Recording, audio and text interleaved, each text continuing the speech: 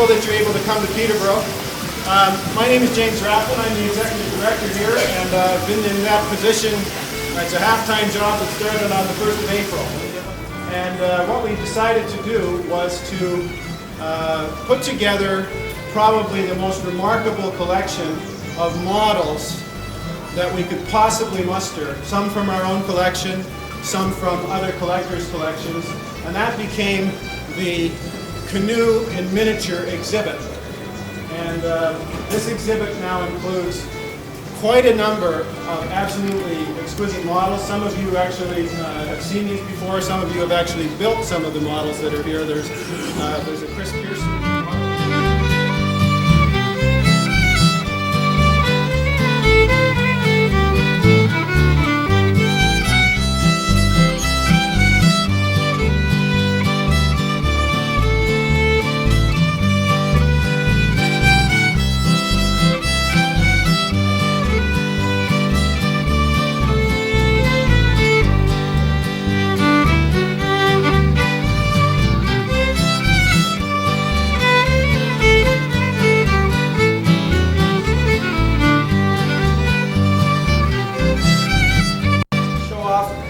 Also, very importantly, we have another 400 canoes to exhaustively from the back building. A very rare sight indeed. Many of us will come down and join you there as well. And feel free, anybody in a canoe museum shirt?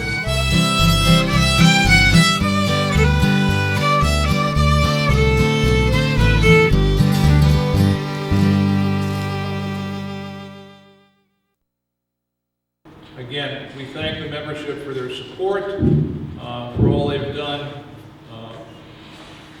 Maintaining their membership, being loyal to WCHA, and it's because of you that we continue to be successful.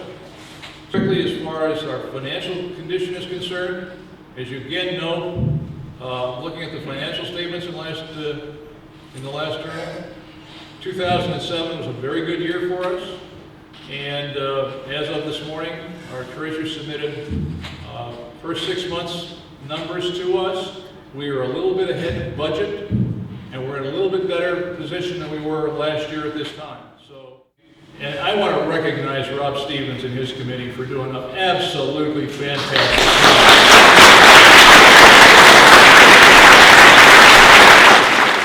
job.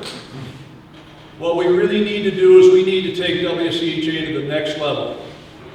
And like so many organizations like ours, we need what I guess we could call a senior staff person. Person who really sort of represents WCHA from a staff level position. And so we created the position today of Executive Director of WCHA. Part of that Executive Director's position will be to coordinate the assembly. I'm not looking over in that direction right now because that's where she's sitting. And again, I think many of you have already guessed, it's Annie Burke.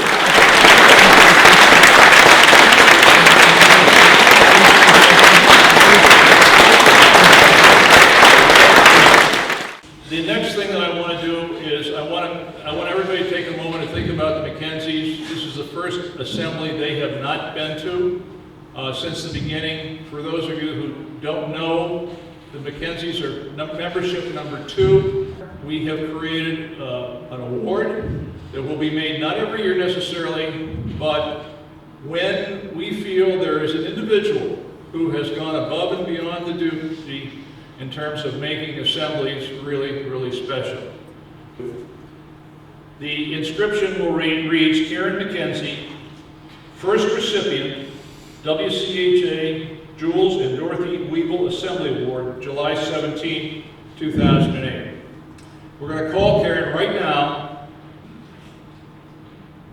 Karen, it's Bill. How are you? Great. Everybody say hello to Karen. The good news doesn't stop there. As I said, the board felt that really there were 2 people that deserved to receive the first awards. It's not going to take a genius to guess who the second recipient is. I'm sure everybody would be shocked if it wasn't Hugh Clark. Well, it is Hugh Clark.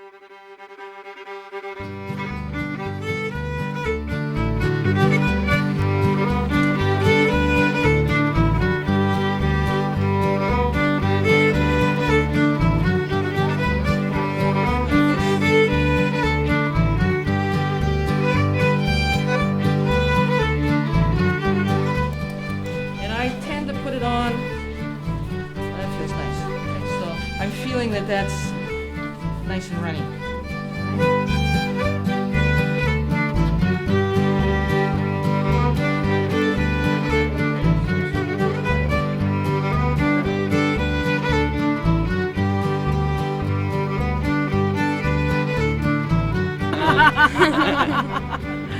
The rude children of WCHA.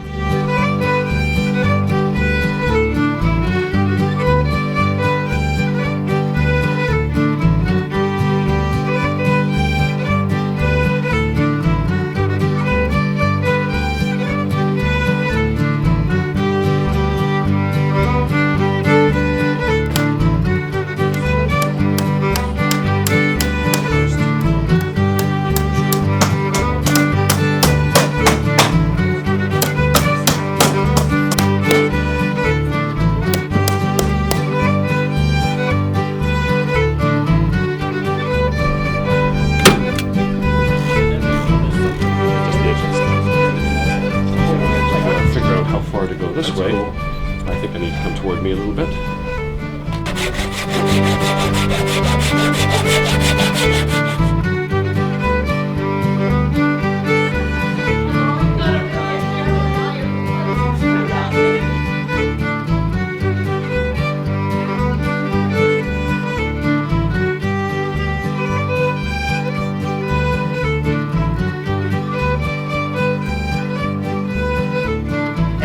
As long as you can follow the lines and cut it out, then you're good to go.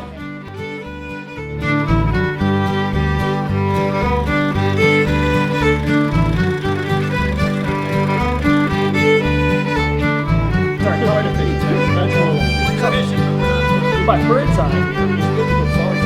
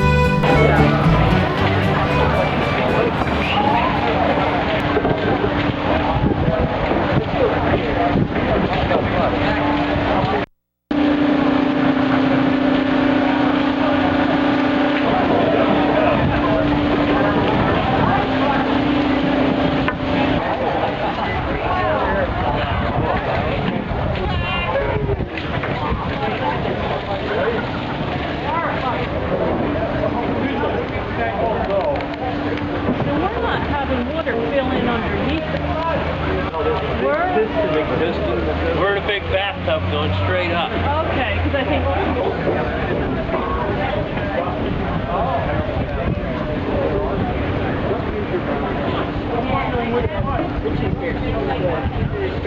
Yeah.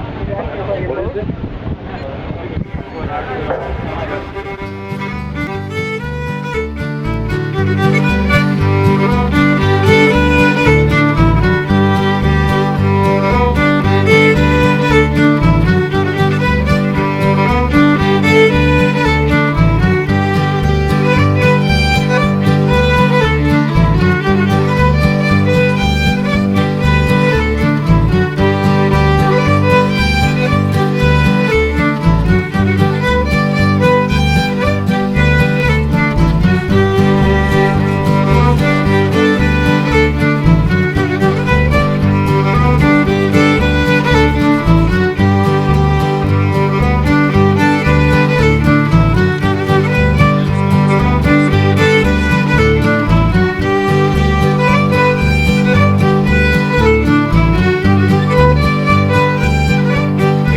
29 items for live auction today. Lots of beautiful stuff.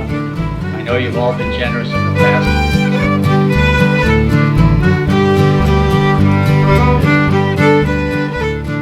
I've got 50, do I hear 60? I've got 50, do I hear 60? I've got 50, do I hear 55? I've got 50, do I hear 55? I've got 50 for this beautiful seat by Tamworth. I've got 55, do I hear 60? 55, do I hear 60? 60, do I have 65? 60, do I have 65?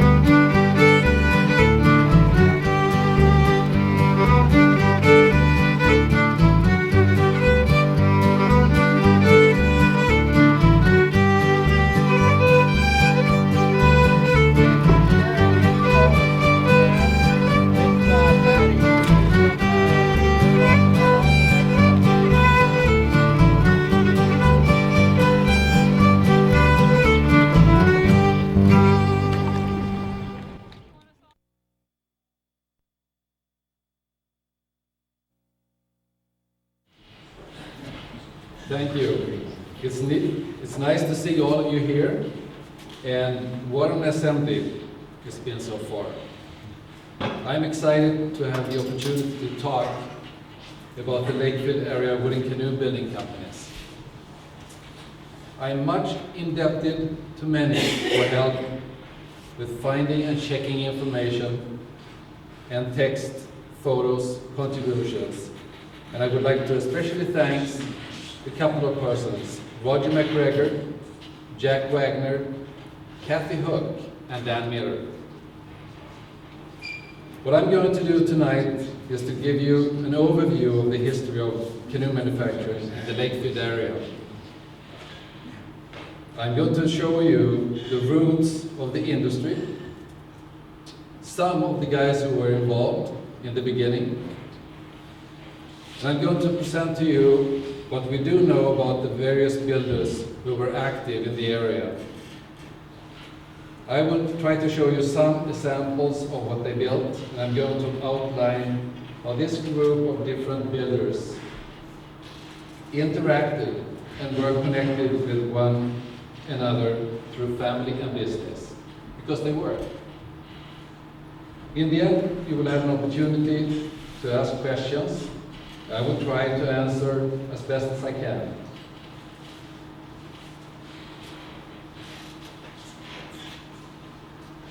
When settlers arrived in the area in the early 1830s, the First Nation peoples had been using both birch bark and dugout canoes for a long time. The settlers soon realized the usefulness of their mode of transportation, and their immediate need was met by buying those canoes from the local natives. With time, settlers tried their hand on building them, and the use of better tools and construction methods. Those heavy dugouts were improved into quite elegant racing crafts.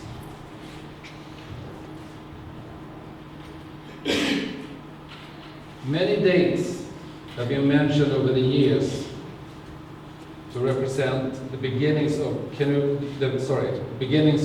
manufacturing in Lakefield and the surrounding area.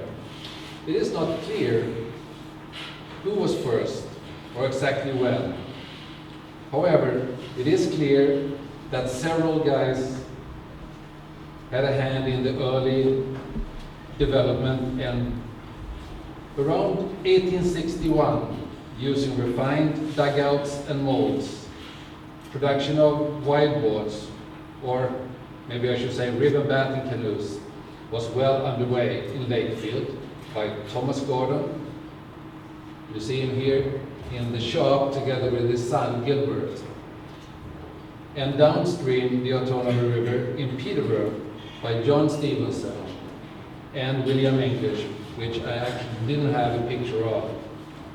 And of course, in Gorse Landing, Daniel Herald. However, to start with, the setting of this stage, if I put it that way, for those four men, had actually been done by the Strickland family through their experimentation and refinement of the dugout. Sam Strickland, that's the big guy with a beard and white hair, arrived in Upper Canada in 1825. He invested in land near Peterborough and later traded that land for cash and a little bit more land in Douro, which is in Lakefield, or just outside Lakefield. He had considerable success as a landowner and lumberman, and reinvested his money in water and timber rights.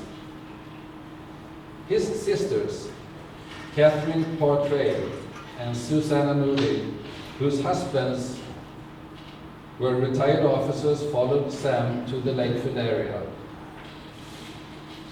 And the literary Stricklands became quite famous for their books about pioneer life. You have to forgive me, but some of you guys, when I've been talking during this week, and I've been mentioning the Strickland family, many of you asked if they were, and had an interest in references about this time. And here is actually 3 very good books which tells a lot about the area, Lakefield, and the Stricklands.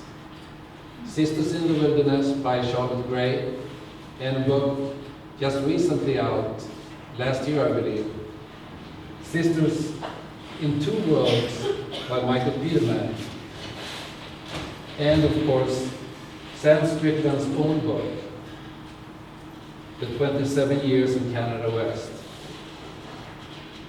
Sam Strickland and his sons, George and Robert, were early on quite enthusiastic organizers, supporters, and competitors in regattas arranged around the area. The regattas were quite important events for the Stricklands.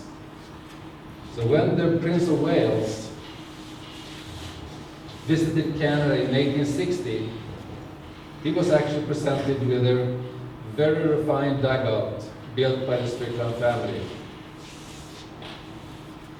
Henry Strickland actually wrote a couple of years later and described the boat in the following way. The dugout was made of butternut. In 1860, its dimensions were 18 feet long, 24 inches wide, 8 inches deep, and the boat was decked with butternut planking except for a small opening of 6 feet. It was a beautiful model finished with French polish and weighing in at the weight of 75 to 80 pounds, which were quite remarkable for a dugout. It was exhibited in the city of Hamilton and there presented to the visiting prince. However, he was not permitted to accept that or any other presents. Several generations of the Strickland family were involved in refining the dugout, supporting the fledgling industry, and later also manufacturing canoes for the world market. But the first man out in the Lakefield area was Thomas Gordon. And this is a picture of a quite young Thomas Gordon. What you see is actually his letterhead, a couple of the tags from various canoes. There's a deck tag, a thwart tag, and a combing tag. He began manufacturing ribbon-battened canoes in Lakefield about 1859. That's the same year he actually purchased his Reed Street property. I don't know if you're familiar with the Lakefield area, but it goes down to the Water Street. The same year, he is believed to set up his first shop there. The Strickland family early lent him support in many ways. The business quickly grew, and he participated in the 1876 Centennial Exhibition in Philadelphia and was there awarded a gold medal. And this is likely the canoe he exhibited.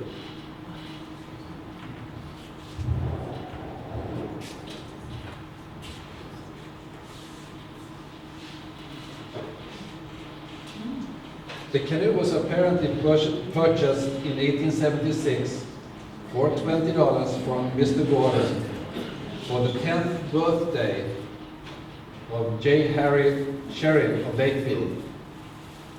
And apparently the color scheme is to honor the 100th anniversary of the United States. The canoe is actually called the Two Faces of Cleo.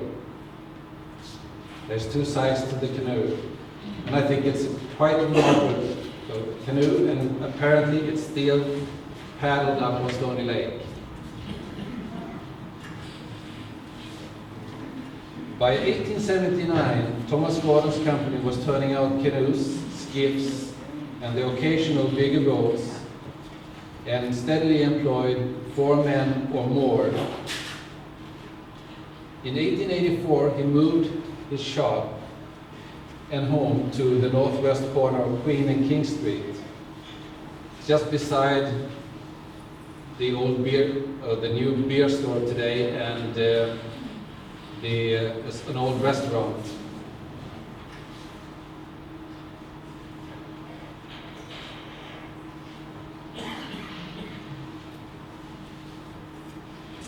This is a picture from the back of the lot, which stretches down to the Water Street and to the water. And you can see quite a bit of his production. There's a couple of forms, there is the lap straight canoes and boats, and of course a lot of lumber. With the market exposure, orders were coming in from overseas as well as from North America. And in 1886, he exported 41 canoes to Europe and participated in the British Empire exhibition in London, England, with 5 canoes, and came away with the award by the Prince of Wales at that time. 1893, in the Chicago World's Fair, he participated with 2 entries, a folding canoe designed by Dr. Melis Douglas, and a cedar strip rowing skiff. A rowing skiff which later was built by most of the companies, double-ended lap straight skiff. The company produced all kinds of boats, ribbon batten canoes, metallic joints, flush battens, cedar strip, and lap straight canoes and skiffs. For a short time, the company also produced the Douglas folding canoe. In 1904, this company merged with the Strickland Company, also sometimes known as Lakefield Canoe Works. Many, if not all, of the earlier canoe builders in the area worked for or learned their trade from Thomas Gordon. To mention a few, James G. Brown, Johnny Richardson, Charles Grills, and also one of the Stricklands, George. Gordon's sons became well-known canoe and boat builders as well, and due to their similar business names, today are quite often confused with their father's sperm. Gilbert, the youngest son of Thomas Gordon, formed the Gordon Canoe Company in Bobcaygeon in 1909, and the company changed the name to Gordon Boat Works when Charles Gordon, Gilbert's older brother, took over in 1926. And this is actually one of the letters he gave to someone where he had received the birch bark, I believe it says.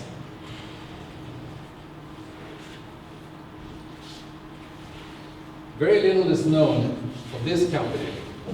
The persons you see in the picture is actually Thomas Gordon in the back and Charles Grills in the bow of this canoe. But this was also a small builder in Lakefield area. It was reported in many newspaper articles that in addition to building for the local market, they also exported canoes to England. Charles Grills also worked with Thomas Gordon and later with his Lakeland company, as did his partner, John Richardson.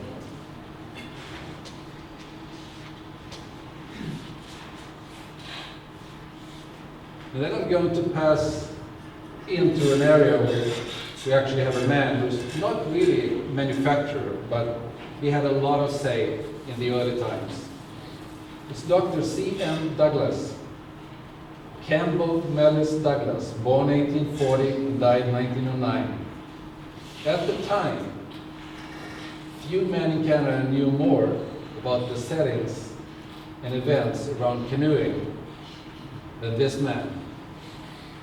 He was a surgeon, soldier, writer, inventor, and sportsman. He designed and also collected a long list of small boats, dugouts, open Canadians as they would call them, decked sailing canoes, folding boats, and small skiffs. He was an ardent canoe competitor, and he actually had his own sectional decked racing canoe. And this is a unique boat. It's called the Harmony. And it was actually built in England to his drawings in 1864. That's 1 year before the Scotsman John MacGregor launched his later very famous Rob Roy. So this is the guy who really started the whole thing. Harmony was raised on the 1883 American Canoe Association's meet at Stony Lake quite successfully, and was shipped around the world. You take it apart, and you can take it apart in 3 pieces. It's still up in the old Northcote Farms in Lakefield. And I had the opportunity, together with a friend, builder Fred Forrester and Kathy Hook, to take a good close look at it last year.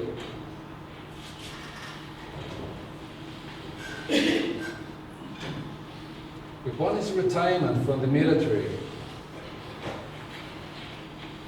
in 1882, and his visit to this area during the ACA meet, he fell in love with the area and settled on the farm Northcote, just north of Lakefield. And in October of 1883, he patented his folding boat. I think we briefly talked about that boat last summer, and we talked about how big it was and if you could carry it under an arm. And that's exactly what he's doing here. During the Northwest Rebellion in 1885, this man was in charge of one of the field hospitals sent in for support.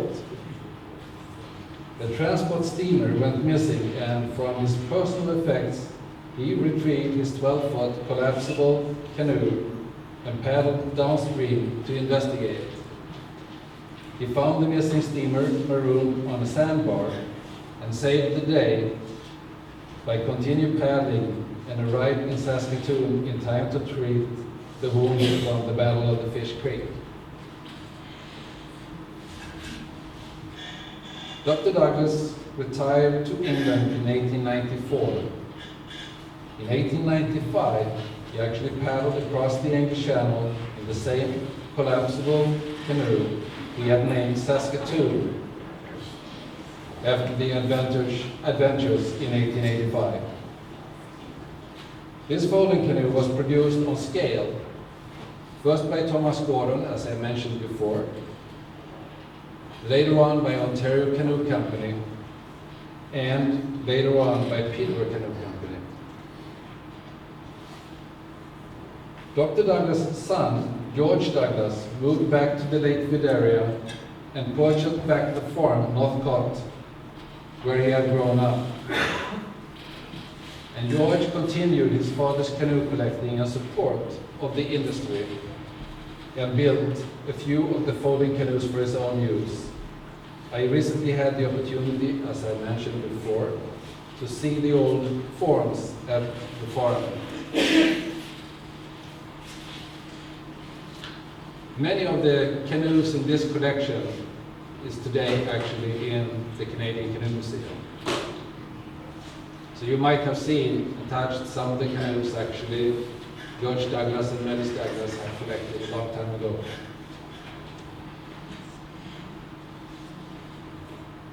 Another almost forgotten canoe builder was in operation in Lakefield during the 1920s and run by the brothers Gordon and Henry Schreiber. There's not much known about them.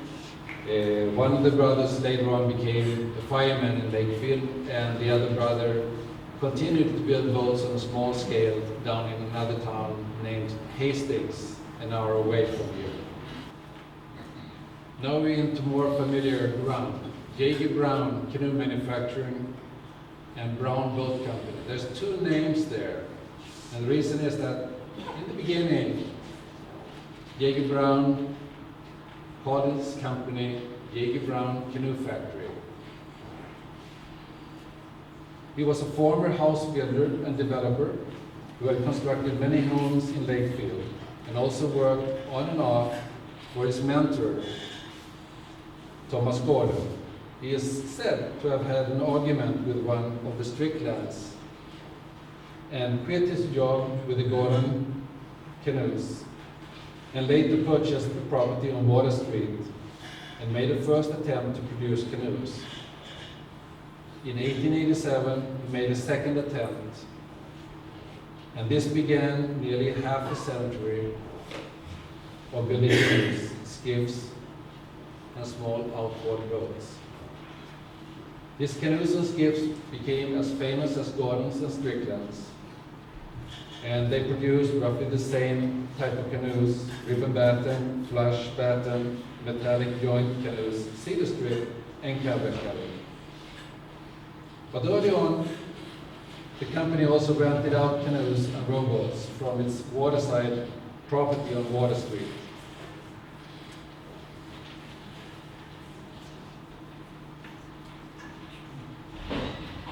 In November 1920, James Brown died at an age of 69 years.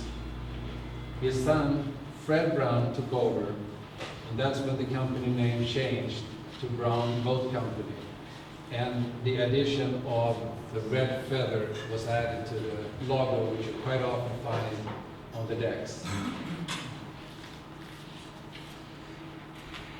On their promotional material, Fred Brown quite often referred back and he said, "Absolute honesty and fair dealings have characterized the Brown Boat Company during its career of steady progress.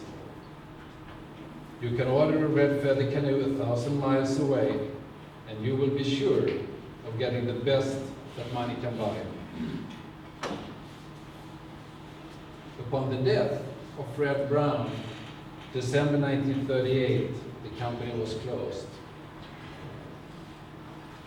It didn't take long until another company picked up the pieces. Sailcraft. The Brown Boat Company's assets were later purchased by George Cook, who started Sailcraft, the company building primarily cedar strip sailboats. And this company closed down during part of the Second World War. And those guys of you who were here when Walter Walker was introduced probably heard that Walter worked for this company as well and left it when the company closed down for the war in 1942. I'm jumping back in time, back to the Stricklands. 1892, time for opportunists. That's when Ontario Canoe Company burned down in Peterborough, and a market void was created. That's when Peterborough Canoe Company started, and Canadian Canoe Company, but in Lakefield also Strickland. Robert Strickland and his son George Arthur established the company, which were also called Lakefield Canoe Works. George had previously worked for Thomas Gordon as well as independently on a small scale. In the spring of 1893, after just a year in business, the company was destroyed by fire. The company at that time purchased the People's Christian Association Hall for $620. That's what you see down the right corner down there. They converted it into a canoe factory, and the office and showroom was actually the house on the left. That's the house I referred to earlier, which Thomas Gordon had worked from, and also that's the building which today is a restaurant. With his father living in England, handling the sales for Europe, this company became quite successful. In June of 1893, the company received a cablegram with an order for a canoe for Her Royal Highness Princess Mary of Teck, later Her Majesty Queen Mary, on the occasion of her marriage. The canoe was 16 feet long with a beam of 30 inches and weighing in at 50 pounds, constructed with alternate strips of Spanish and Canadian white cedar and trimmed with mahogany, birdseye, and curly maple. This was the first of 3 canoes actually sent to Princess Mary. That model is what you quite often hear referred to, the Queen's Canoe. And that is a model which still, for a very long time, was sold with alternate strips and made also by Lakefield Canoe Company later on. The Peterborough Examiner reported in 1898 that this company, that year, 1898, had shipped more than 200 canoes to England, 100 canoes to the Yukon Gold Rush, and 25 20-foot freighter canoes to be used as patrol boats in the southern part of Africa. In July of 1904, Strickland and Company and the Thomas Gordon Canoe Companies merged.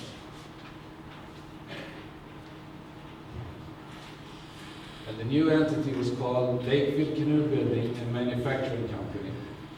They still use the Strickland church or building hall. And through the merger, this company, with the new directors, the directors of the new company were G.E.R. Tate, Richardson, Batty, and Mr. Fitzgerald. 2 of them, which actually were married to the Strickland girls. So Strickland still retained control in the canoe industry. And in the center you see the first decal the company used. That decal was used up to around 1910. You see some of the crew standing on the steps of the factory hall. And we also see a photo session on the back set portion of the building.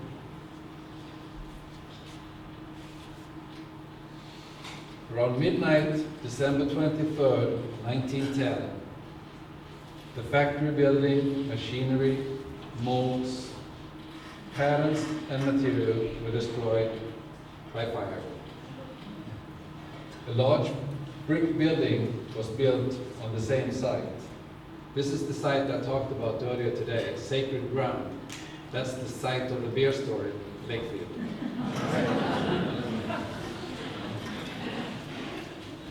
After the strain of rebuilding and the 1913 recession,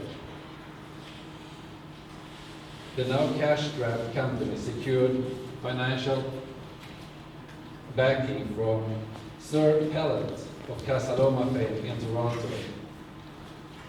And the company changed name to Lakefield Canoe Company.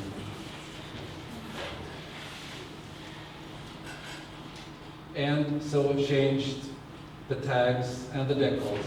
And this is the first Indian chief head decal on Lakefield. This decal is quite rare, it's really, really dark, and quite different than what you will see later on. Lakefield is also easily recognizable if you take a look at the thwart blocks. They are the only company actually stamping their serial number and length of canoe on the block where the thwart is inserted.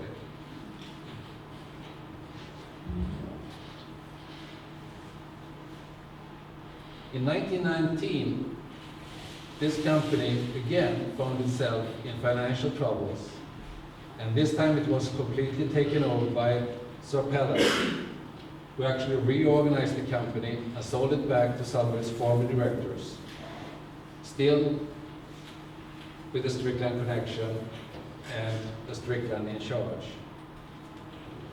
The new company was called Lakefield Canoe and Boat Company.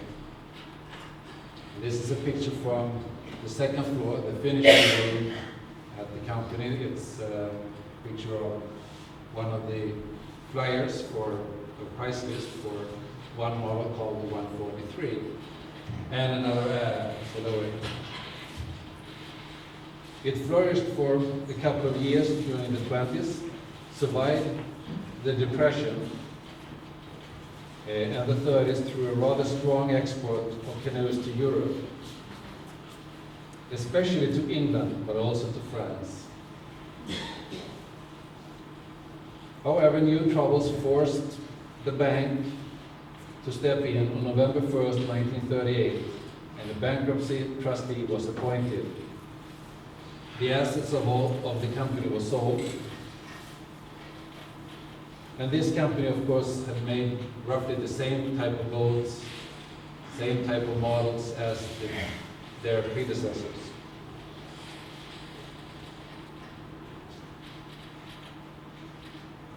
Come to early 1940s. There is one short-lived company in between here, which we actually have one of those canoes on the green today. And that's the tag you see over there. Otherwise, the company changed name pretty quickly to Lakefield Boats. It flourished for, a new company named Lakefield Boats was established in the early 40s. And during the war, the company survived building crates, tent poles, folding army tables, mallets, and a few boats for the local market. After the war, the company specialized in building cedar strip runabouts and dinghies, and the odd canoe. On April 14th, their plant burned to the ground and immediately was rebuilt. During the 50s, when the fiberglass boats started to come into the market, the company tried their hand producing the Wizard fiberglass boats on contract for a short period. Never worked out. And this is something I just put in for you guys. We talked about it earlier on the green today. This is the decals I am aware of for the Lakefield Canoe Company, starting in 1904 with the round decal used up to around 1910, the dark one from 1910 to around 1913, and the improved decal which stayed on to 1938. Lakefield Boats Limited used a very simple version of the same thing, and Realco used the same one in the 60s.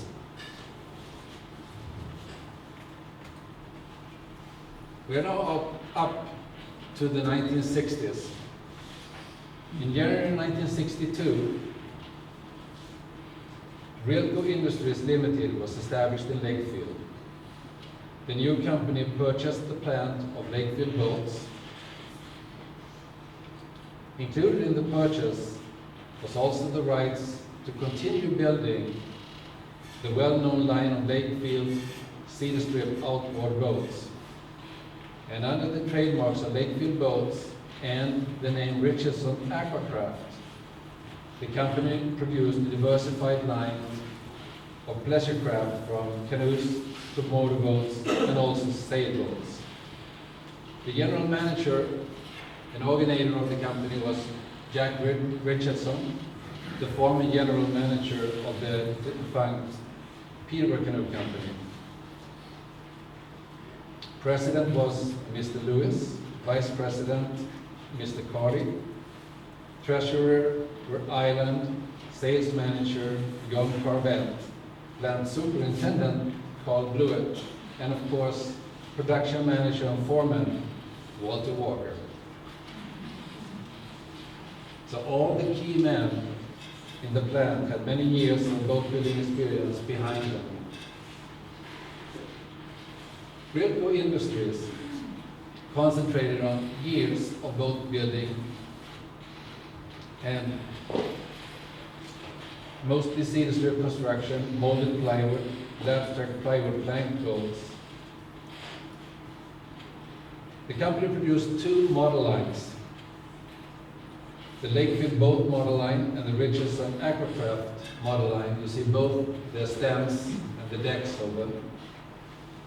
The Richardson Aquacraft model line had a black and gold script text decal, that's the one to the left. And the Lakefield Boats model line had the sheephead decal. You will find the serial number of the boats on the inside stem, but also on the metal deck plate, and the year the canoe was built. This company lasted until the fall of 1967. Its assets were auctioned off in the early 1968. So with the closing of Realco, the era of large-scale manufacturing of wooden canoes and boats in Lakefield came to an end.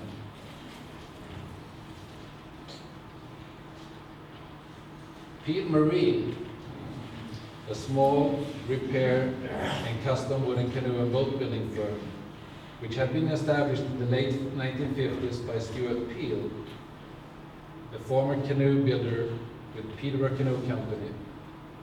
And in 1968, Walter Walker joined the company. Pete Marine, today owned by Rick Collier, still builds the odd cedar strip canoe and motorboats to order. We do have a number of other small builders. Boyd Shatton, a former Lakefield Boat Company employee who started his career in 1953, later worked at Realco Industries and Pete Marine, and for a while also operated his own small company called Fort Irving Boats, a little bit north of Lakefield. And in Burley Falls, about 10 minutes north of Lakefield, for a couple of years in the mid-1970s, 94 to 97 to be exact, the First Nations operated a canoe building firm there, building cedar strip canoes.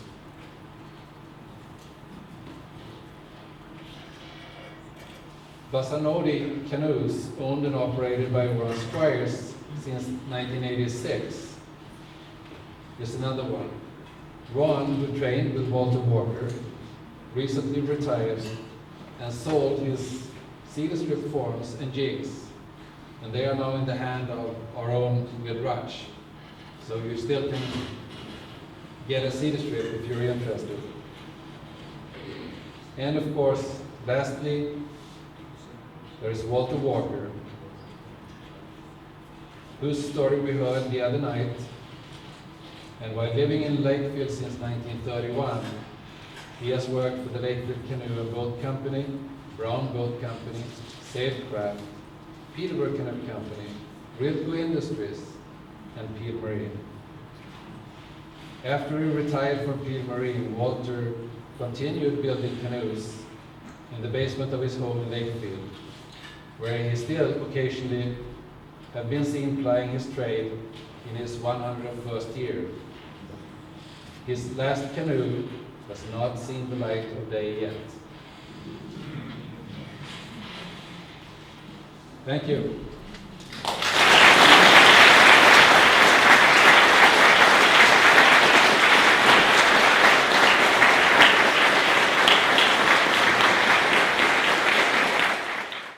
Anyone with questions? How did the Payne brothers fit in on the dugout? What was Payne brothers, I believe in early to mid 1880s,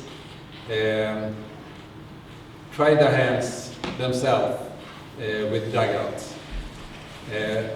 They actually built 3 dugouts we know of, and all 3 came out of the same cluster of trees. Canoe Museum have 1, Centennial Museum have 1, and the 3rd is actually hanging in 6 Foot Bay Golf Course bar in Buckworth.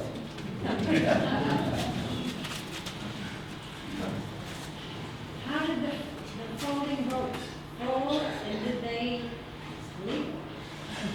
They fold in a way that what you had was a stem in each end with brass connectors and long longitudinal strips, and 2 spreader bars in the center with notches. So you folded it up, stuck down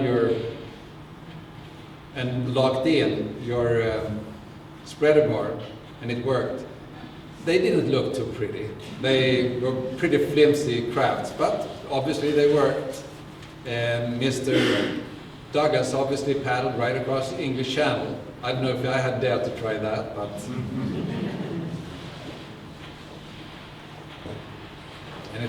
Anyone else? Go ahead. Have you totaled the number of fires in canoe? And is there any suggestion that any of them were not accidents? Possibly. I have no idea. There are speculations that the Ontario Canoe Company fire was not an accident, but I don't know. You haven't counted the total? No. Yes? Do you know where any of the Queen Mary canoes are? No, I asked that question, and Prince Andrew promised to try to find out. Yes? You talked about these various companies building the ribbon backing, the flush backing, metallic backing, and they all seem to build them. Is there any indication of who came up with the ideas, and was there a sort of generosity of cross-fertilization, or did they steal each other's methods of construction and offer them to the public, or how was it amiable, amicable atmosphere, or was it competitive? I'm told it was, and what I've read in some letters, it was pretty easygoing guys. I think pretty as easygoing as some of the builders are here.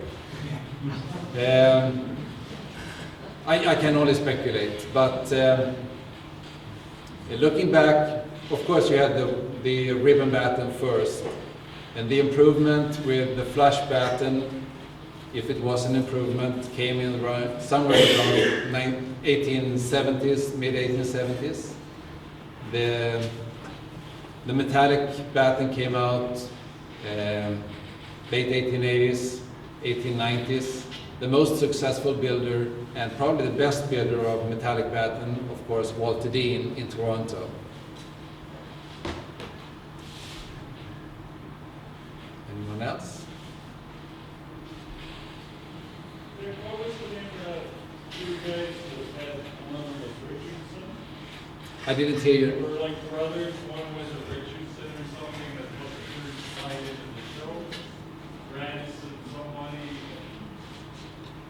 I still can't hear you. Friars. Grills. I'd never heard of that, but I looked at the book and they said that's virtually the same lines as we were looking at up the air this afternoon. Yeah. So that's the actual guys that originated that language, you say? That's right. Okay, and I never even heard of that. He was quite a man, apparently. He worked on his own with his partner Richardson, but off and on worked for Thomas Gordon. He worked as a captain on a ferry going from Lakefield up to Bobcaygeon. They built a steamer. Tom Gordon and Charles Grills together built a 60-foot steamship traveling the lakes out here. 10 years later, they decided that they needed a bigger boat. They cut the boat in half and added, I believe, another 20 feet to it, right down the center.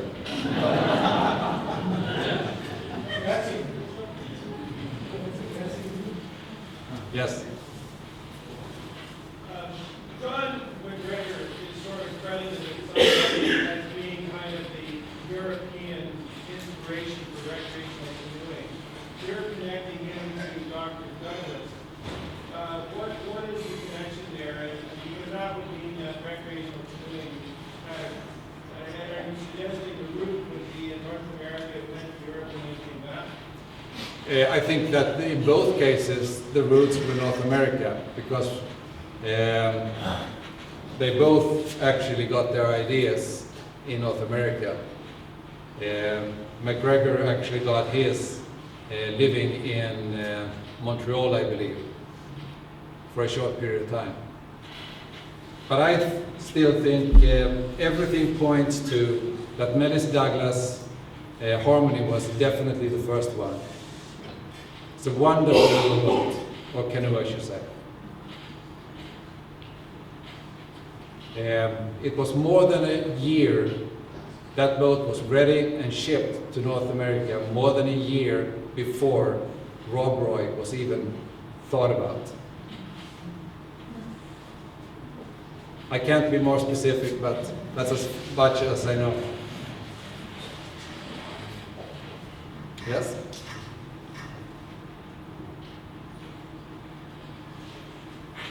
Someone else?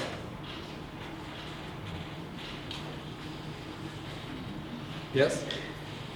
In your speeches, it wasn't a fire that seemed to destroy the company, it was financial difficulties.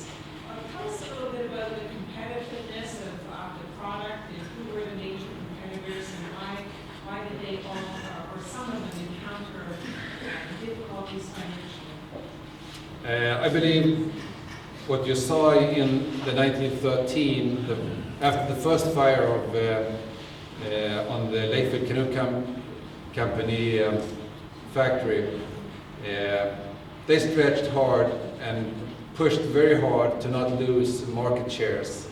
And they built a big brick building to replace the old church they had been working from. Apparently the market went down and there was a recession of 1913, which really made it difficult for them on the home market.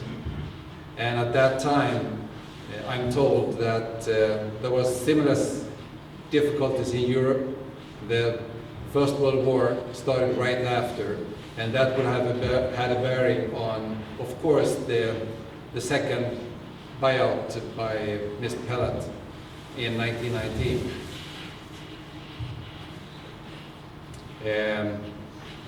How competitive were the guys? I really don't know, but I think that they all worked very, very hard to keep food on the table and to be able to move the amount of canoes they actually did.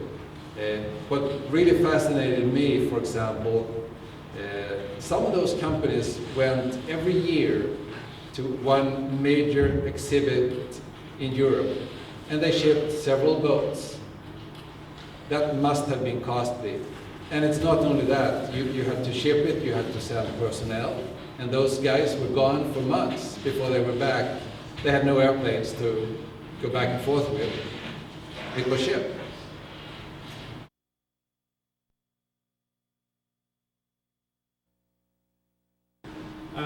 The Wooden Canoe Heritage Association Assembly here, and so I'm moved to be here and pleased to be here to tell you a little bit about the museum and to pick up the story as it comes to Peterborough.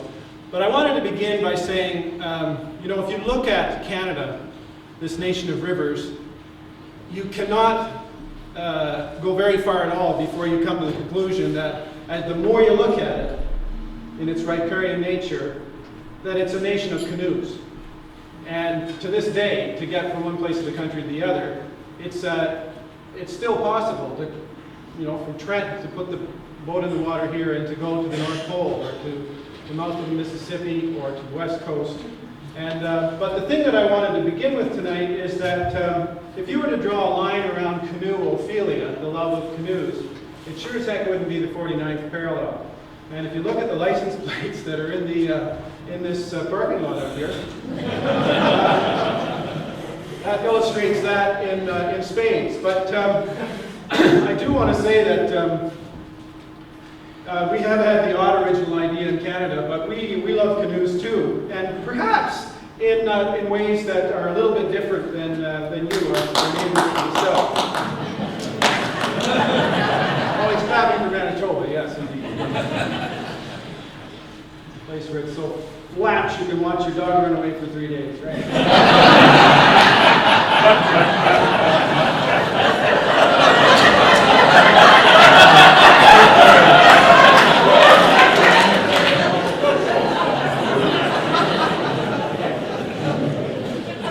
But we definitely do have a kind of unique take. Actually, maybe if we could lower the lights a little bit. Cameron, you know how to do this? You're doing a heck of a job, yeah. We do take an approach to canoes that is, well, there's enthusiasm for these craft that really just is a bit different.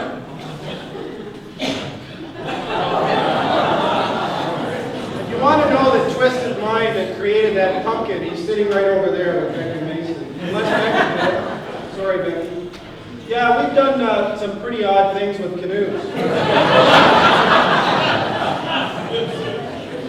Handy things, canoes. And people in the oddest places take great pride in their canoes. If you go to the website of the Speaker of the House of Commons, you know, arguably one of the most important and august political positions in the country, what do you find?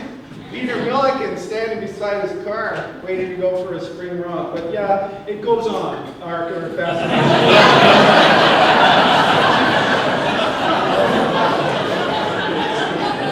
And it really knows no bounds, you know.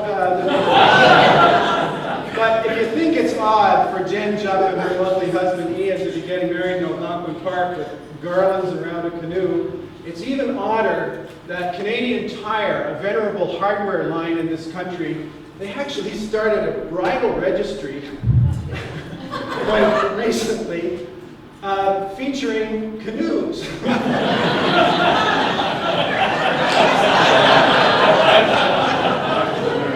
We do the damnedest things with canoes. We've got public monuments, a lot of fairly serious public monuments that we do with canoes, but check out these happy guys who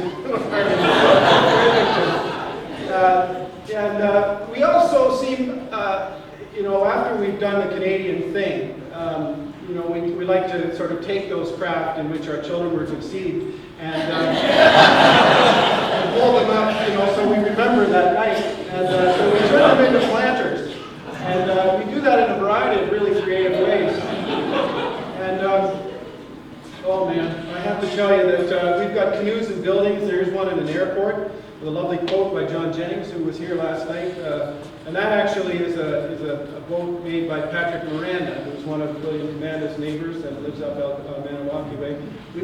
So that's a canoe in a building. We have canoes on buildings. This one's in Minden, Ontario. You go all the way out to the east. This is in Amherst, Nova Scotia. There's a canoe buried in there.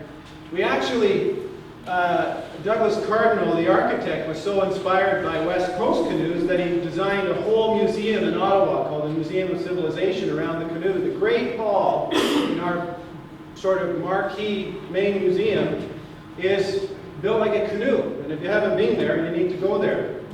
So that is the sublime. The ridiculous is those people, and again, the twisted mind, I think, that created this is in the room. Gingerbread canoe. We have our own superhero, Mr. Canoehead. Here he is.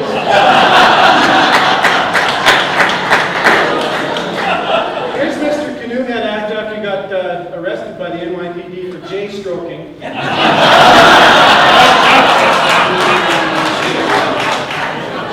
Really warmed this group up. I've fallen for these bad jokes. Here's Mr. Canoehead playing music for Becky Mason so she could do a water ballet on the Cavanaugh River near Lakefield, Quebec. And then, of course, putting a little bit more sort of liturgical line to canoes, we've got churches and other institutions with stained glass windows. And if you're wanting to do a PhD dissertation at U of T or somewhere, I'm sure you could probably do it on the motifs of canoes in stained glass windows across this country. This is one in St. John's Cathedral, St. John's School Chapel in Genesee, Alberta. This is my absolute favorite, which is in the church, the Little Cree Church in Moose Factory, where you can hear singing that will make you cry.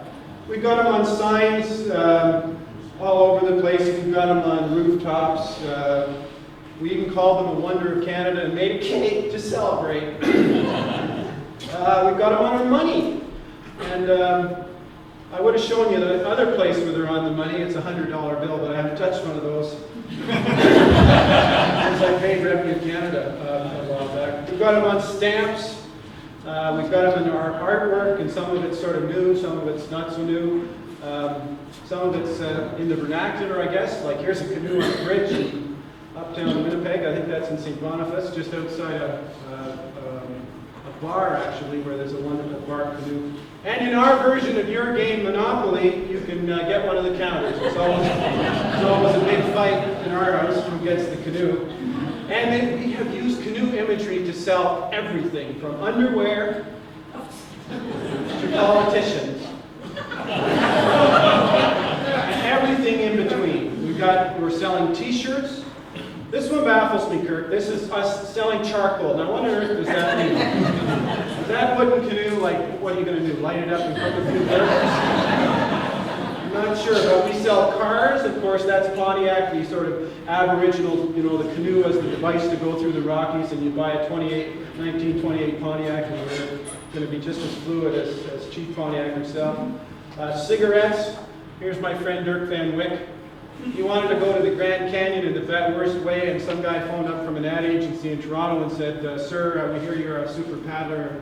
And Dirk, very self-effacing, he said, well, he said, look, we'll give you, I think it was $2,000 if you would go to McCoy Rapid on the Ottawa River and paddle down it a couple of times, we'd take a few shots.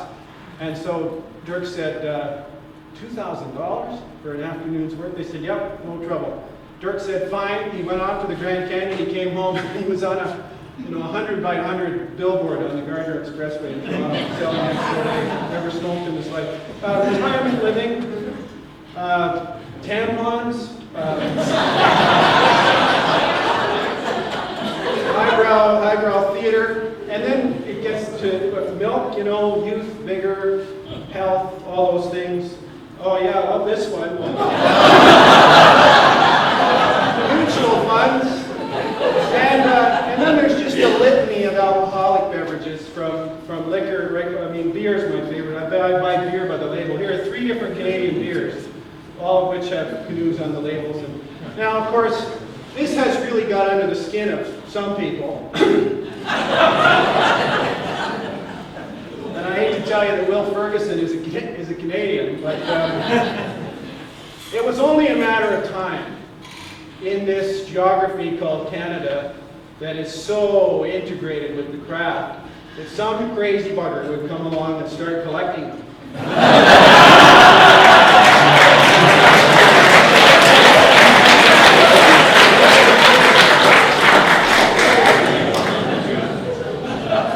Now, you may think of the esteemed Professor Whipper, Order of Canada, in his current disguise. And Kirk, I was actually looking at this photograph after I took it yesterday, I believe. It was yesterday morning, you were loitering in front of me. Anyway, I was noticing the head of your stick and your face. When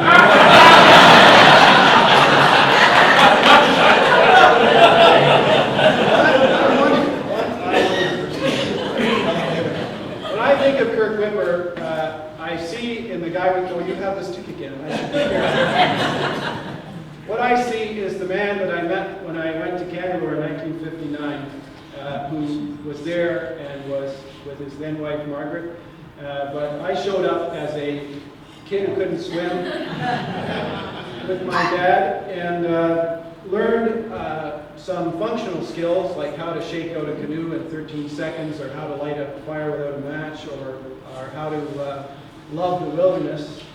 But I also learned a lot of lessons about life and how to do things with ingenuity and human power. And one of the things that we did was build this structure for the canoes, the Canoe Museum. And I'll never forget the day. There is, if you've been in that building, and many of you probably have, there's a big log right up the middle. Is it oak, Kirk? A big-ass honking log that should have had probably a 20-ton crane to lift it, but not Kirk. No, he had a couple of pulleys and a couple of strong men from the dining hall, and out we went, and we pulled that log up, and that's the center post of that museum. And I had no idea. I just thought that's what kids did when they went to camp.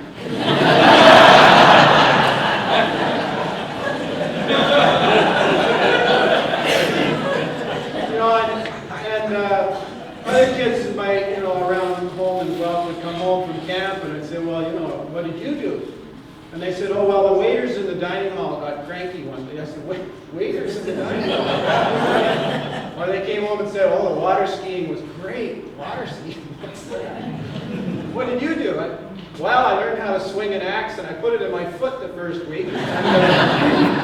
Learned anyway, and on it goes. But the longer I lived, the more I realized that what Kirk was teaching us was not so much a suite of skills as it was to get along, as it was to reach deeply into the geography through the culture of the nation. And I met people like Bill Mason, who just came to the camp when he was doing whatever it was he was doing at the time, and Chief Kitpoo and Christopher Chapman, filmmakers, and other interesting people who would just be floating in because they were in this canoe orbit of Kirk's. And when the Haida canoe came in 1971, or thereabouts, I was a staff member at the camp, and Kirk, who knew that it was going to cost quite a bit to ship it to get it across the country. That's a huge and incredible story. But it was in Toronto, and it spent the winter in a building at the University of Toronto. And he wanted to get it from Toronto to the museum in Haliburton. And most normal people, would call up the trucking company and would pay to have it shipped. And because this one actually would fit in a truck, I think. Yeah, it would. It's 26 feet. It would fit in a 53-foot trailer. But no. We turned it into a camp program. And we paddled it from Toronto to Trenton, and then up the Trent Canal. And there's a hippie in the back of this canoe who looks a lot like me, but there's Chief Kitpoo and a bunch of the kids who were in there. And I have to tell you, Kirk, you talked about being in this very same canoe out in the middle of the strait between Masset and Prince Rupert and getting a bit turned around. Well, we were paddling up Pigeon Lake just north of here, and we'd been really windbound for a long time. And the canoe was very tippy. And we ended up, there were two other north canoes in this flotilla that we were paddling. So we ended up paddling up Pigeon Lake, which is a lake in Ontario with a water horizon. It's that long, but it's it's a few miles wide. Big lake. But we were paddling up in the dark, thinking we were all alone. And we sort of pulled up, I think towards the end, maybe Buckhorn, or at the end of, maybe my geography's wrong, but we were paddling in the dark. What do you expect? We started singing out of nervousness, I think, and all of a sudden this voice rang out from the shore. You know Kurt Whipper?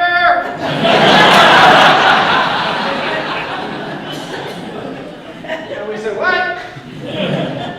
Anyway, I think her name was McGaw, and we paddled up to their house, essentially, and we went from being sort of afraid and behind schedule and what are we going to do with these kids that are cold and tired and everything, to the living room of these people who had the utmost admiration for our mentor, who by that time we'd been cursing for hours.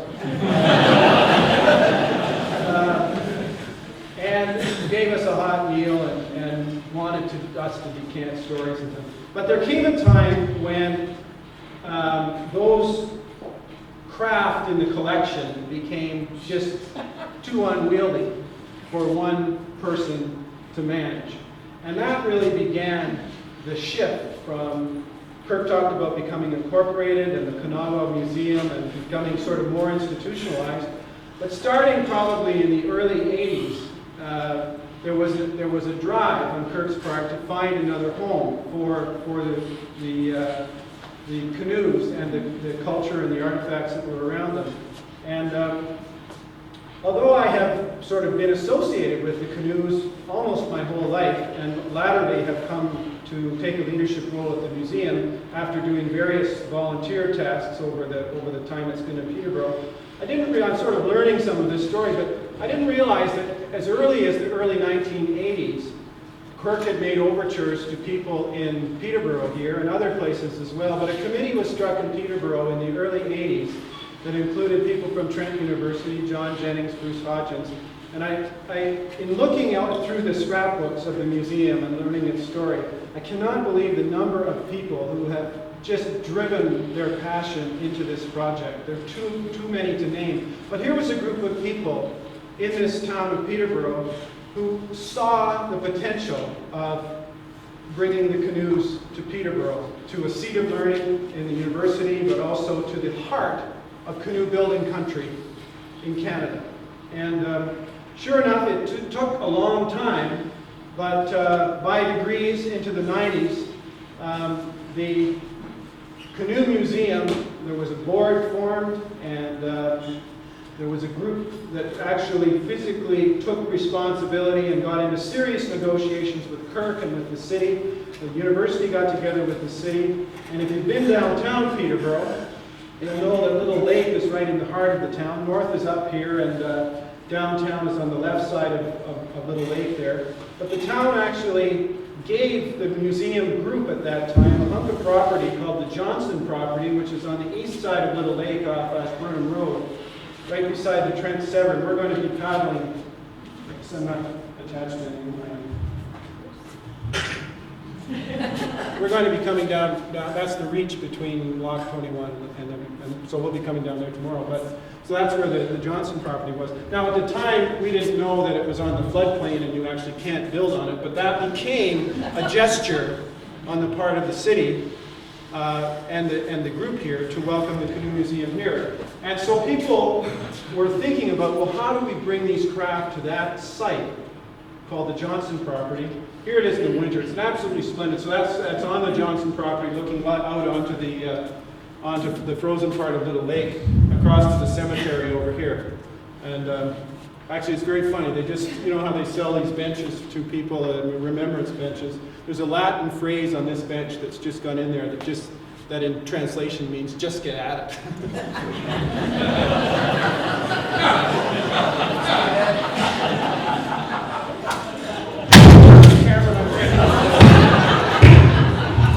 Sorry about that. You've got ear trouble. You did it before. Now, is it working? And that's stupid. It's me again. Sorry about that.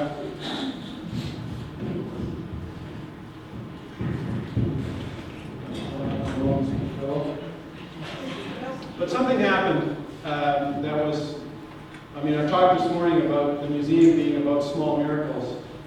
Well, a lot of small miracles have occurred, and I'm convinced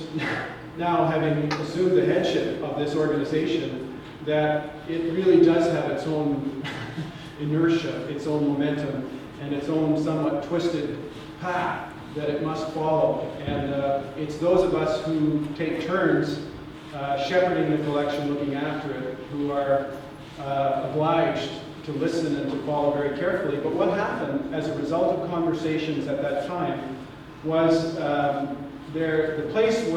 last place where the Peterborough Canoe Company was, the Outboard Marine Corporation, which is on the site at 910 Monaghan Road, they were making Evans and Johnson Motors there, and eventually they'd gone out of business, and the site was derelict.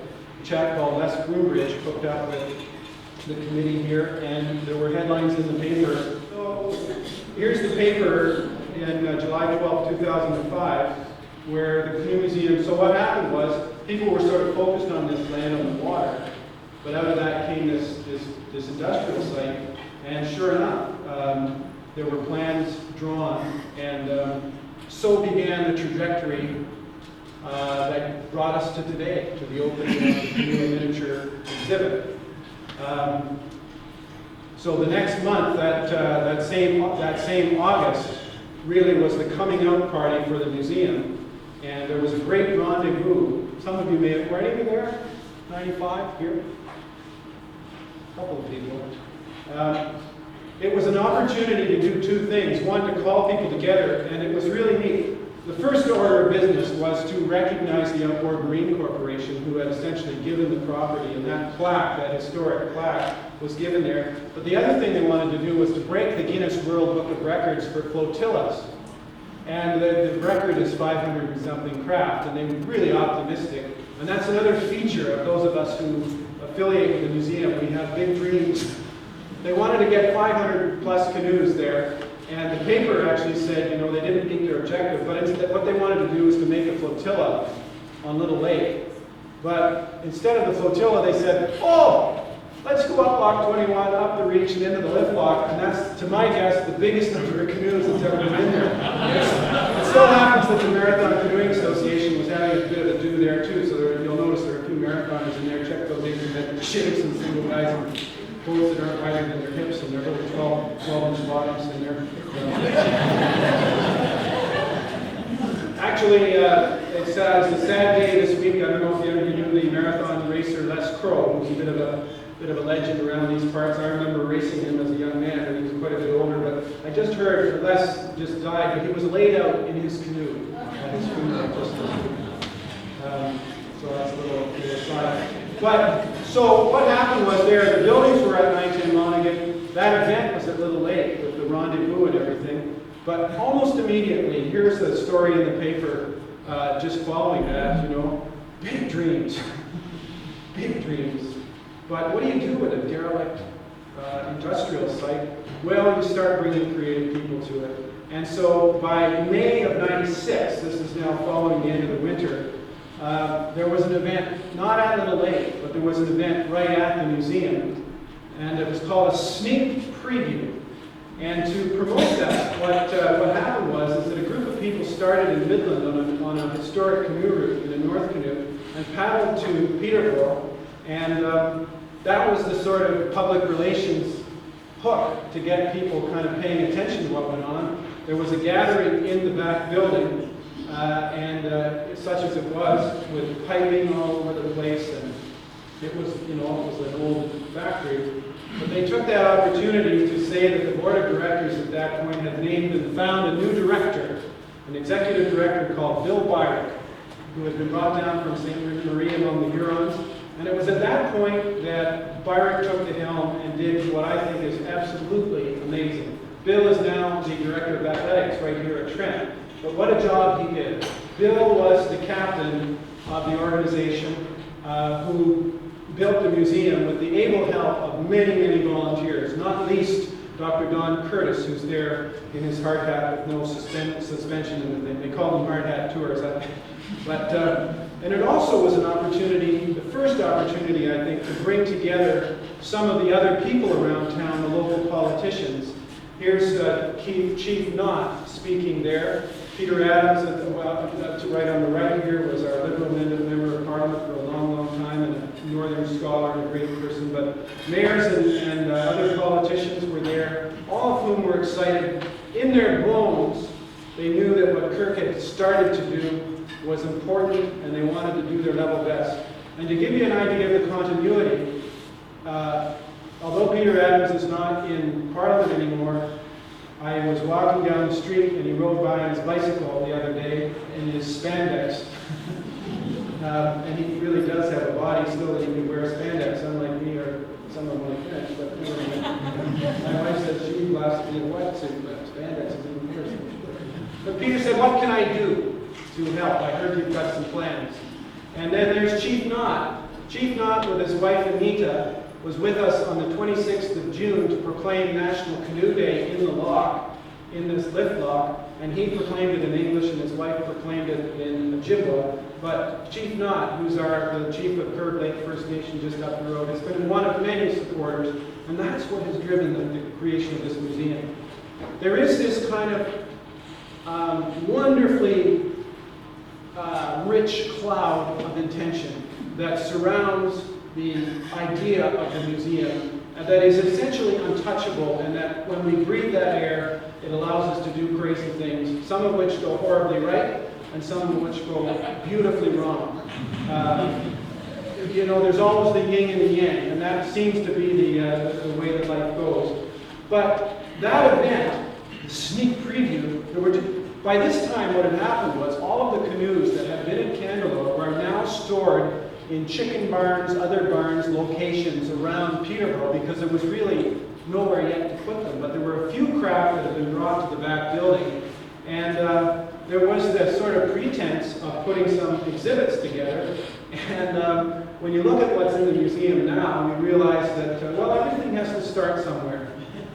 The same minds that, you know, created some of the wonderful exhibits there, many of the same minds, were the ones who used spit and binder twine and made these exhibits there. Here's the rudiments of a store that is a table. I think that's B.J. Curtis and Nancy Parr, but people who are longtime volunteers. There was a table in the store, and they were selling, I think it said Museum in the Making. Is that what that said? And also, the museum started to take on a kind of a face that was outreaching. And so the first brochures were made that said, come on along with us. And there was a lot of really interesting press around the time. People were kind of holding their breath, but people were really quite supportive. And so that back building was fixed up enough to at least keep the rain out of some of it, and the canoes were collected. Here's Gene Cole's barn north of town where some of the canoes were stored, and so there was this business of calling the canoes home, if you like, or calling the canoes down here. And on we go, bringing the canoes in there, and then to the challenge of actually building the museum. The inside of that shoebox, 37,000 square foot exhibit center was, let's just call it, not even Art Deco. It was just butt leather. That really catchy linoleum square floor and sort of teak dividers. Well, how do you cover up the floor, and how do you show these craft of our affection? Well, what do? You put gravel, you get a wheelbarrow, and you dump gravel on the floor, you put a little wooden curb around there. The next thing you know, you've got yourself a museum.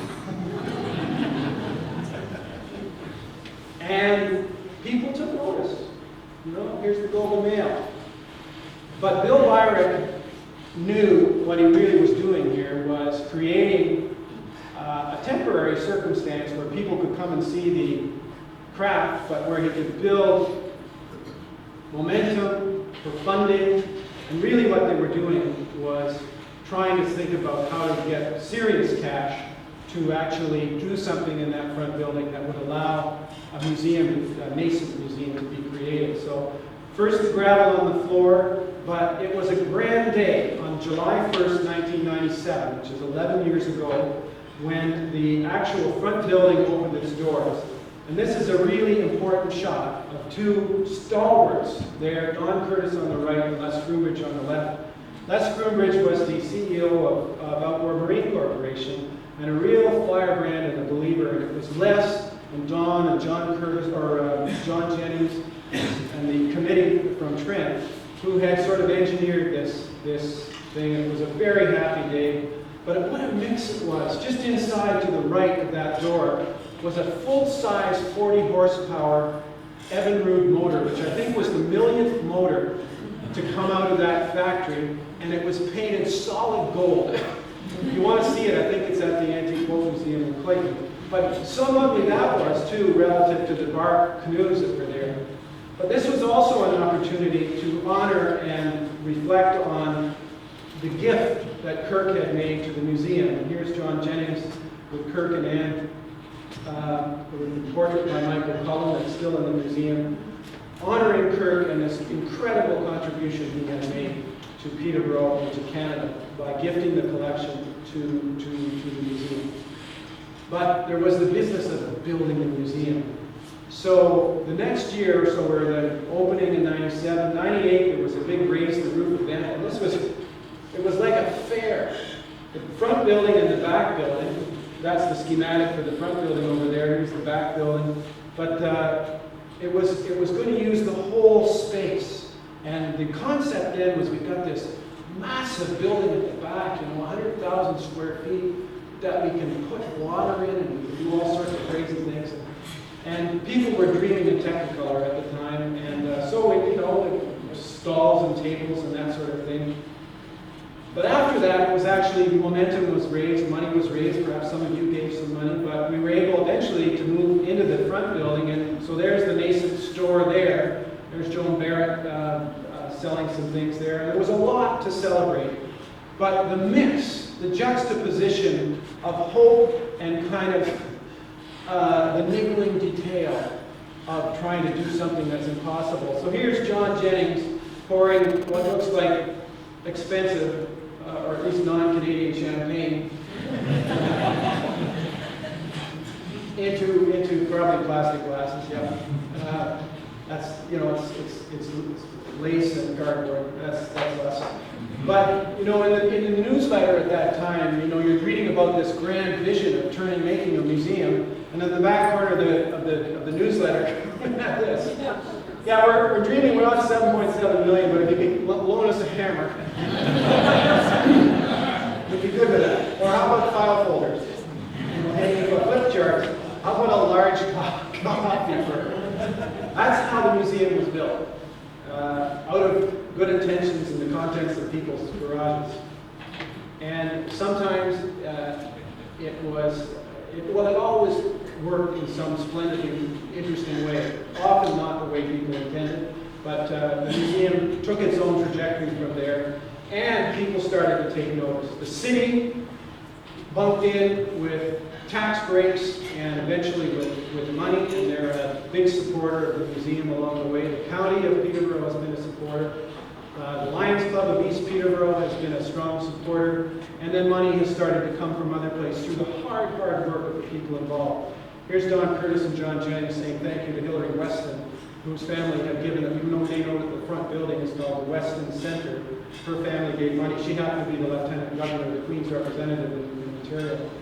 And so began the business of transforming that front building from the rock exhibits onto the into the museum. And some of the steps were quite dramatic. But they had to be to change a shoebox office building into something that would work as a museum. Donated wood that was scrounged, trying to work around the craft that sort of are the raison d'etre. But the big steps along the way had to do with how do you break apart a two-story building into a breathing, living, open space. And there was this donation of timbers from a storehouse from the HPC mission at Michwakoke Mission, or the HPC post. But in order for it to be erected, it needed more space than a one-story office building. So the first step that really gave us the museum that's there today was cutting a hole for those beams to go through the ceiling. And that was a huge step. But that, of course, led to the committees, design committees, working with a chief designer called Bill Little and working their way through. They eventually conceived of cutting a big hole in the middle, which became the Grand Portage. And up around, so we actually got the money that Bill was able to get was from a Millennium Grant. The year 2000 was a big year. We all thought we were going to gallon electronic hand basket, didn't we? But there was money around to do grand things, and it was the Millennium money that really was able to turn that front building. But of course, you can build a building, but how do you get these massive craft into there? Well, it was called the Big Lift. And I want to say thank you, a special thank you to Molly Cartwell, who is a board member and a longtime volunteer at the first graphics, to some extent that I was able to go through and get many of these pictures, and Molly kept great records. The Big Lift was engineered by a team of volunteers led by John Stevenson, who is a really creative guy. But here's the plan, of course. When you've got canoes like the Bluebird, it has to be like a Fred Astaire, Ginger Rogers dance routine. You have to bring things in, and I have to say that it did take its toll on the boys and girls who were part of that. It seemed, though, that they would perk up when the bottles came out, as we all do. And then there were new canoes coming into the collection. Becky and Reed came with her dad's famous red canoe, and there was a lovely last pirouette on the reach below the lift lock, and Joyce was here. The Trudeaus came, and we got that smelly old buckskin jacket that is such an icon for Canadians. And inside slowly transformed from this checkerboard shoebox with, you know, out-of-date glass windows and sort of Mr. Dixon kind of office building into this fabulous museum that's there. And it was pretty heady times when the museum finally started, when people realized that this had actually happened. And it was almost an anticlimax. So here's an article from February 20th, 2000. From 2001, where we're speculating that these new exhibits are going to draw people by the tens of thousands.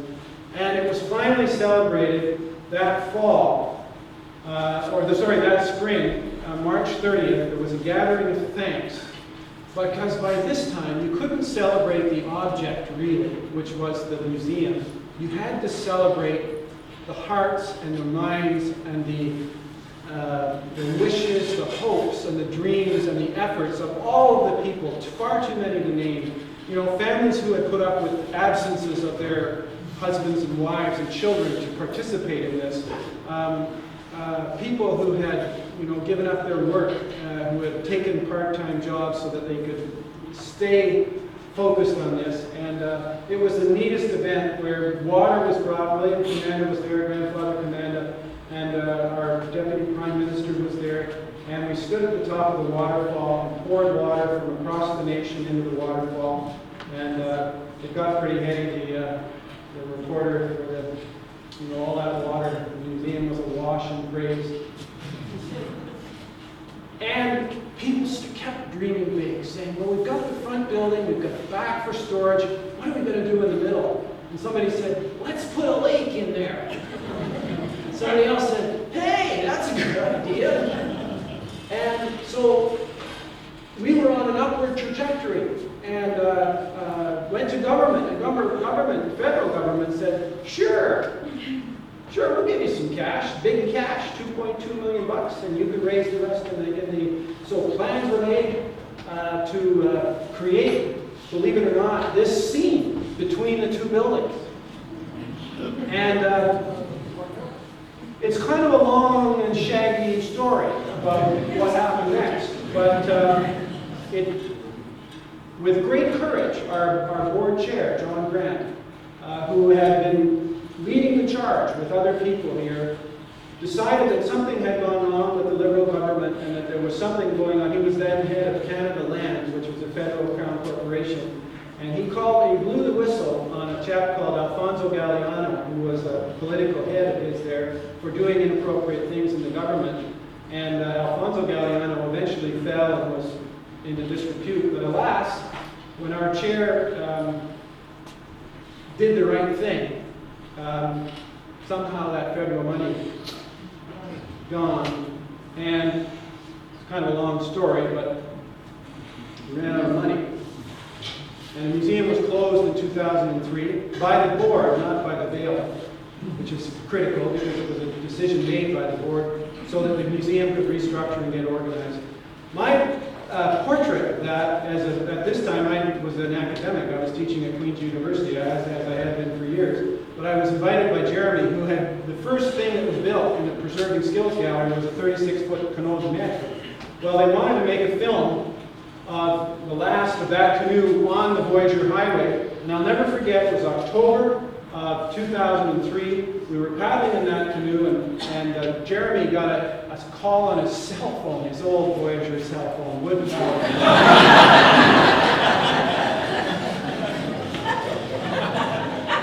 To say that the locks had just been slapped on the museum and that he was laid off.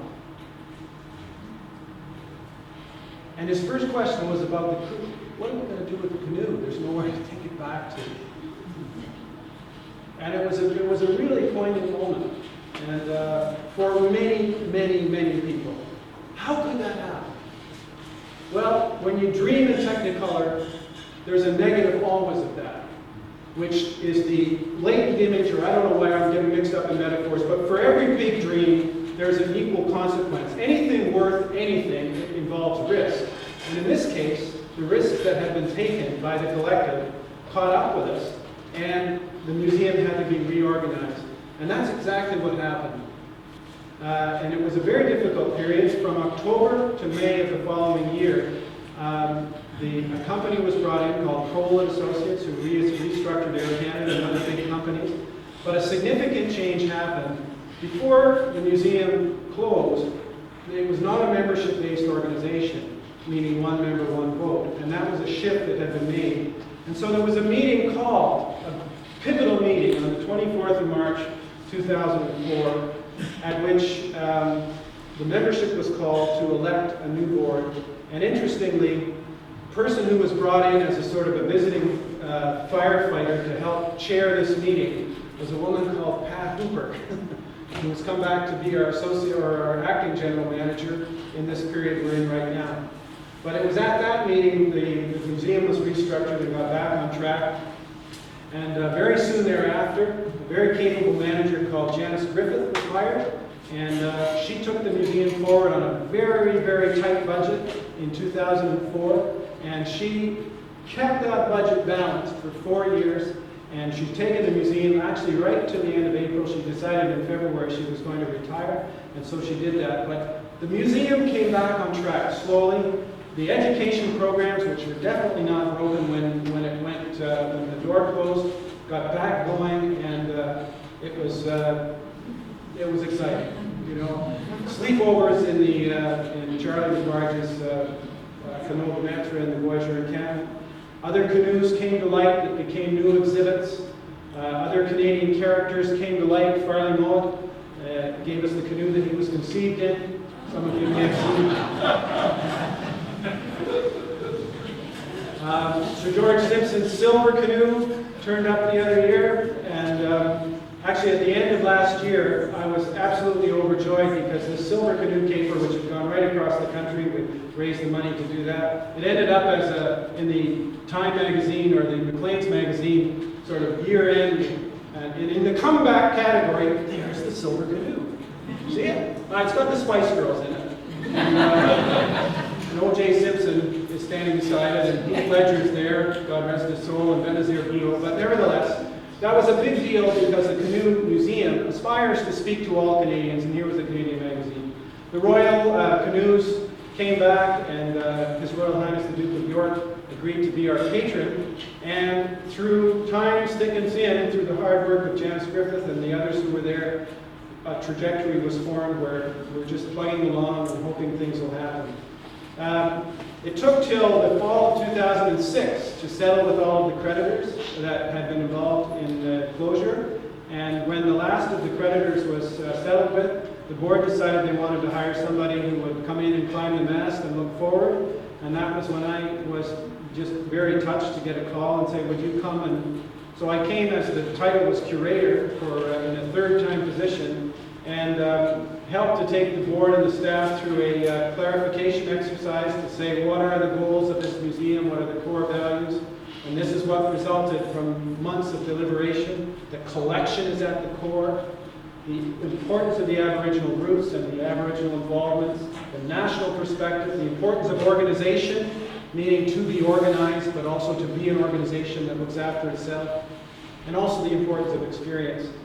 And I want to just wind up by telling you that this is a very exciting time insofar as we are still moving forward, and it's still hand to mouth in the sense that about half our budget comes from gate receipts and room rentals and program fees and that sort of thing. About 10% of our money comes from municipalities in the area. 4% comes from the provincial government in the form of an operating grant. The rest, which is about a third of our money, has to be raised every year just to keep the lights on and pay the staff. So it's an ongoing project, but nevertheless there are still visionaries on the board who met after the clarification exercise at one of the board members' houses to dream about what the museum would be. And I can tell you now that the 10-year plan, there's a roadmap out there. We want to become a Class A collecting institution. We want to become a national museum, which has tolerances for temperature control and humidity control that our current buildings just can't meet. And so the board said, well, could we make the building that we're in come to those standards? And the answer to that is no. But then somebody said, well, if we're going to build new buildings, why don't we put them on the water in Peterborough? And everybody said, yeah, because that's where we were to begin. We've come a long way, let's start again. And so that's what's on the horizon. We've still got to keep the doors open, but we also are thinking long-term of getting partners like the city, the province, the nation, and you to help us dream the big dream and take this forward, to make the partnerships we need to do this. What have we created? We've created together a group of people that is clinging to this collection and trying to look after it. But we've also created this repository of hope that I think grows out of Kirk's original dream that everybody in some way or another shares. And when I come to the museum, it doesn't matter how hard it is, or whether the neighbors are trying to sue you, or whatever is going on. It's the energy and the belief of the people, that shared belief. And this picture I happen to throw in here, which is kind of portentous in the sense that we took a cross-border trip last year in the canoe event, Jeremy's Canoe, from Cavanaugh across to Clayton, New York. It was very funny and interesting with the customs. Oh, well, the Coast Guard, the U.S. Coast Guard wanted to know what our registration and tonnage was. I said, well, we're going to have Fred Johnston, and I think he's about 250. Well, then Kirk. But anyway, we went across to the Antique Boat Museum in Clayton. We had a wonderful time there. And when Janice retired, and this is actually breaking news, the first public utterance of this, you may have heard it already, but I'm very pleased to say that when Janice retired, we put out a call for general manager to run the day-to-day of the, as executive director on half-time, and we need somebody in there day-to-day doing what Pat's doing. We had 39 applications for this job, and probably a dozen of them could have done the job, but when push came to shove and we did interviews and that sort of thing, I'm very proud to tell you that the chief curator from the Antique Boat Museum in Clayton, New York, his name is John Summers, is coming here on the 11th of August to start in as a general manager here. And I want to use this opportunity to say I'm just absolutely excited to have him join the team. John is a boatman of great distinction. He started at the Marine Museum in Toronto and went to the International Boat Restoration School in Newport, Rhode Island. And then he went in 2001 to the Antique Boat Museum, first as executive director and then as director of museum operations, and he's now chief curator. He has an interesting take on canoes that I think has a lot to teach us.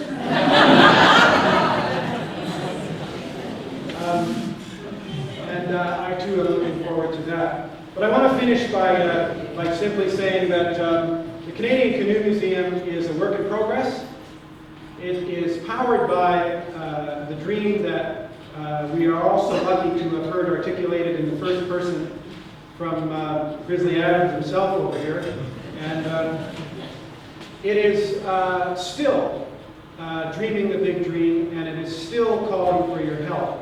And one little scheme that happened last year there was a poll across Canada saying what are the wonders of Canada, and it turns out that the canoe was named as a wonder of Canada. We were so excited about that at the museum. We had a party at the lift lock last year. The mayor declared the canoe a wonder. We had cake and ice cream and went up and down the lift lock. It was just a lot of fun. It was so much fun.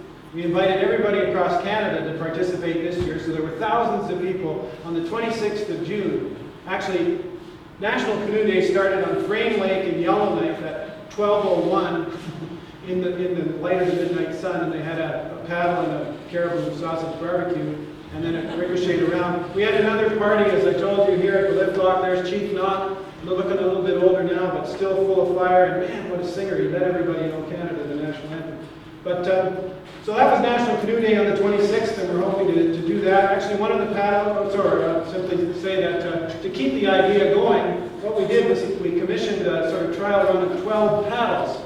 And what we've done is created the Paddle to the Sea project, which we hope will keep the kind of canoe as wonder idea going. And those paddles, we've given about half a dozen of them to various people with 3 instructions, the 3 Ps. We said, do something with it, paddle with it somewhere, post a picture or audio or a story of whatever you did with it on the website, and which is nationalcanoeday.net.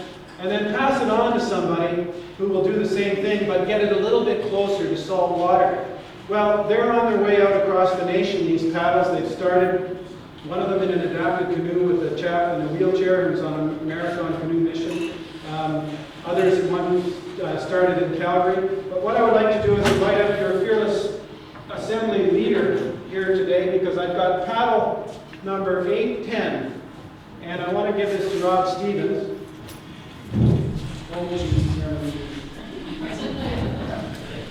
And if somebody, this is going to go on the website.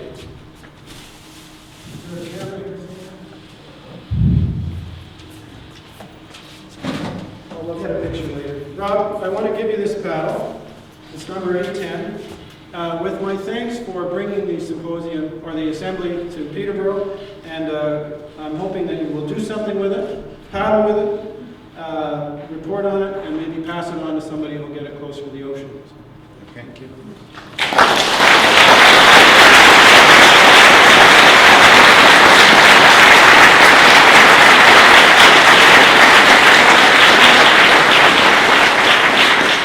Now, I had to finish by doing something that's kind of a housekeeping thing. Kirk always said, don't ever miss an opportunity to teach a youngster a lesson. And he used to do something that made people cringe. Well, a few things, but one of the ones that made at Candelore, there was a lost and found. And those of us who really didn't look after our belongings were somehow called to account.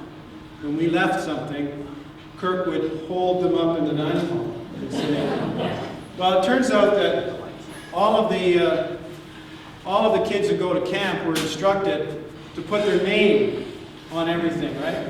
So I remember one occasion, Kirk, where you were holding up my dirty underwear in the thing, and you said, oh, these belong to James Raffin, and I had to come up and get them. That's right.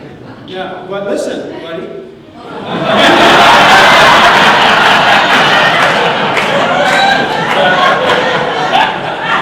I'm trying to run a tight ship down the road here, and there was some junk lying on... Your underwear gets so dirty.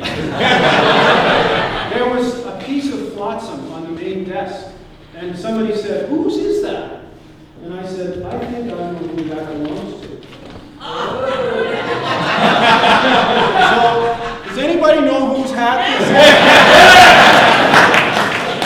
Would the owner please come and claim it? And get the attendant lecture of how to look after your stuff. Oh, it is yours, Kurt.